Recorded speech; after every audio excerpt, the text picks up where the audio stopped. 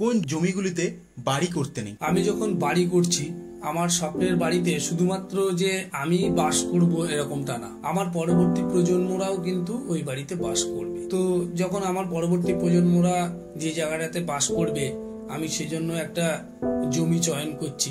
আগে আমাকে দেখতে হবে সেই জমির উপর থেকে কোনো হাই টেনশন ইলেকট্রিকের তার যায়নি তো।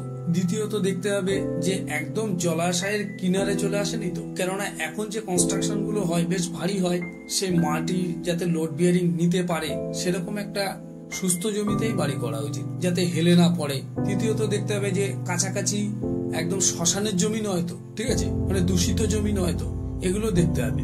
আরো শাস্ত্রে বলা আছে যে এখানে দুটো নগরের মধ্যবর্তী অঞ্চল, মানে দেখা যাচ্ছে দুটো থানার জয়েন্ট এরিয়া, সেইখানে কিন্তু বিভিন্ন সমস্যা, আনুষঙ্গিক সমস্যা চলে আসে।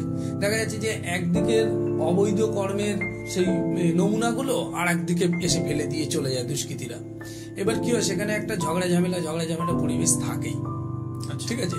সেই জন্য এই সীমান্তবর্তী অঞ্চল অ্যাভয়েড করা উচিত। আরো আছে শাস্ত্রে এরকম বর্ণিত আছে যে যে স্থানে জীবিকার পন্থা নাই, বেদজ্ঞ ব্রাহ্মণ নাই, তোমার ঋণদাতা ধনী নাই, যে স্থানে আপন বান্ধব নাই, এরকম জায়গাতে বাস করতে নাই। কেন, বিভিন্ন ধরনের আমাদের সমস্যা আসতে পারে। সেখান থেকে রিকভার হতে গেলে আমি যদি একটা বৈদ্য বা ডাক্তার আমি যদি পেয়ে যাই, আমি শারীরিক পীড়া হলে আমি সেখানটা রিকভার করে যাব। আমার যদি বিদ্যা শিক্ষা লাভের ব্যবস্থা থাকে, তাহলে আমি সুস্থ সামাজিক পরিবেশে মিশতে পারবো ভালো বিদ্যা নিয়ে, ঠিক আছে।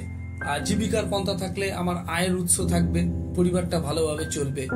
আমার যদি ভালো বন্ধু থাকে, তাহলে আমার যদি ঋণের প্রয়োজন হয় বা দেখা যাচ্ছে যে আমি হেসে খেলে মিশবো, সেরকম যদি আমি বন্ধু পাই, তাহলে আমি তাকে নিয়ে চলতে পারবো।